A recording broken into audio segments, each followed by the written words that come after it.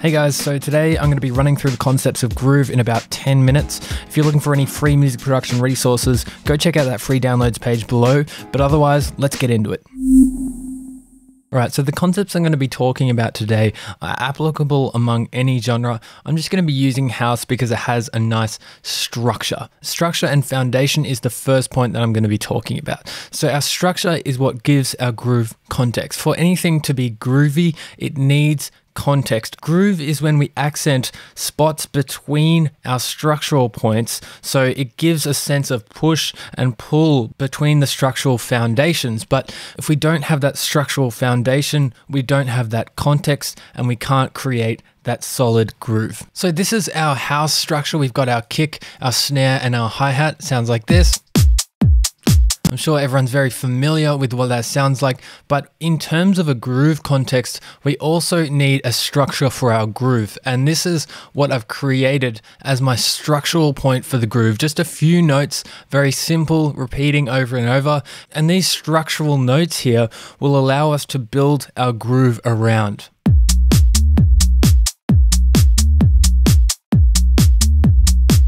This bass line is important to have structure because it gives our listeners a sense of familiarity. We know what's coming up next, and then we can start to accent and build things around where the groove implies things to be built. But the next question is syncopation. So if I zoom in here, you can see that every single note here in the structure is all sitting on eighth notes. So I'm on the 8th note grid right now, but if I go over and select the 16th note grid, this is where our groove is unlocked. In the 16th note grid, we have two spots between the structural points that will give us a sense of push and pull. And these spots I call groove spots. In the 16th note grid, every second one of these is a groove spot. And when we accent these groove spots, this is called syncopation. So syncopation is accenting the spots between our structural points. So if I have this snare here and I could put it on this one, or I could put it on this one, and it's going to create a sense of pull or push. So let's have a listen to this here. Let's say I duplicate one and put it here. You can see how it's really pulling the groove into this bar around this kick drum here. I've pulled it off the grid here, and that's called swinging. This is just creating an extra sense of pull towards this bar here. I'm not going to be talking about swing here. If you want to learn more about house drums and swing, I've got another video that talks about that. So I'm going to zoom out and listen to where I would like to place this snare in the context of this whole loop here. I'm hearing that the snare would be nice to be placed here right before this next bar. And that just helps us pull into the next bar. And then I'm going to make a slight variation over this side as well. So let's pull it off the grid a little bit and then just create another one over here. And that will just do the same thing, but with a little bit of variation. So next we have some hi-hat layers, and this 16th note hi-hat here is important as well. And this is just detailing our groove. We've got a note on every single 16th note here, and this is just outlining to the listener, hey, this is what our groove sounds like. So I haven't got a note on this third one here, and that's because there's already a hi-hat here on this third one. So if I put them together, you can see there's one on every 16th note. Our next hi-hat layer here is creating some variation, and variation is important for groove because it allows our loop and our groove to breathe a bit. So it's making us perceive the length of the loop as being a little bit longer. So if I bypass this, it's quite repetitive and short. It's looping every half bar, but if I start to play this, the variation in the loop is making it seem a little bit longer, and it's creating the feel that it's a little bit less repetitive.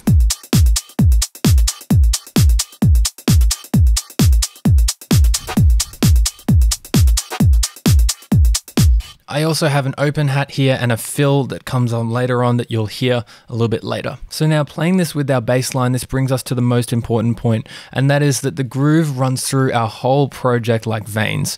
It runs through every single track in our project, and creating a groove is really looking for implications between the different elements and creating elements to fit together within the groove. So let me explain this a little bit more.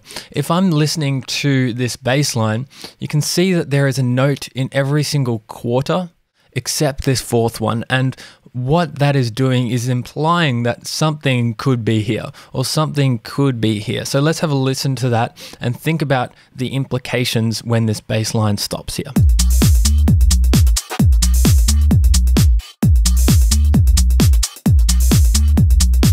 So if we're wanting to start to weave a groove together, this is a great spot to take advantage of. And so I've prepared these MIDI notes here, and this will just help to explain how we can take advantage of something like this. This small implication here within the structural notes of our bass line that we can start to weave a little bit more groove in. So let's have a listen here to what I've done.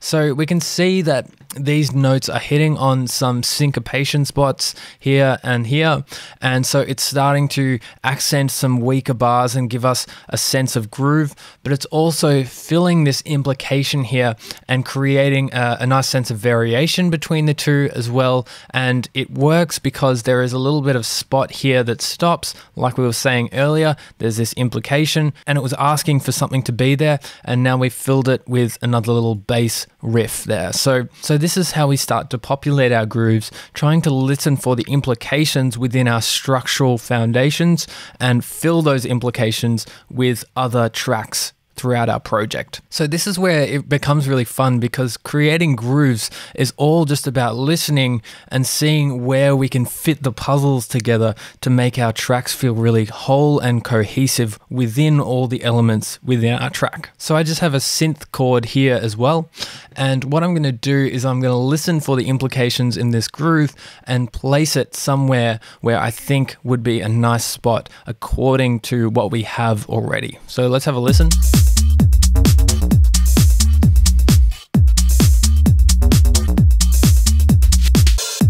So if you've been taking notes so far, you may already be able to feel the implication here, and I've emphasized it a little bit extra because I've actually taken a few notes out with the hats, so you can hear that it really stops here all of a sudden.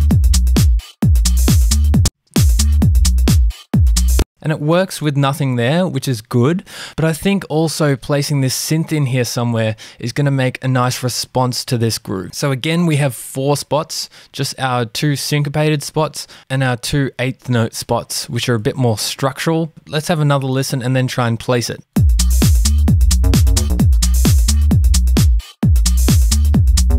I think it's really asking to be placed in this spot here.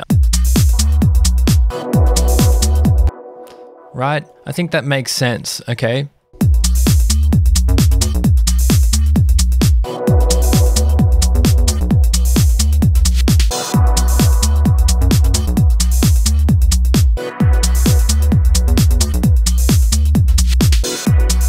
If I look in here, it's actually not on a syncopated spot. It's not on here. It's not here. It's not creating syncopation here, but it is fulfilling our groove. And this is the important point here.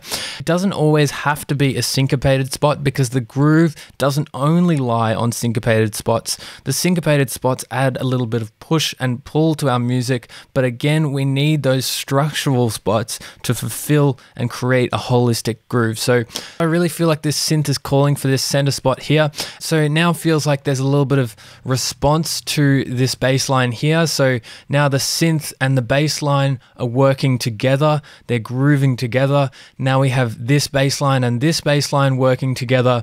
We also have our bass line and our drums working together, because this is saving a spot for them. And now our track is feeling very cohesive and holistic with the groove. So just to recap, we need a strong structural foundation to set up our groove. groove. Then we need to think about what syncopation spots that we want to hit to create a nice push and pull within the structure. We want to create a little bit of variation, which makes our loop feel less repetitive and allows our groove to breathe a bit. And then we also want to think about what our groove is implying and which spots are implied to be hit, or which spots we can fill with other elements, and piecing those elements together like puzzle pieces to create a really holistic track. So I hope this video has helped you grasp some of the concepts of groove. As you do this more and more and practice more often, this will become all second nature to you.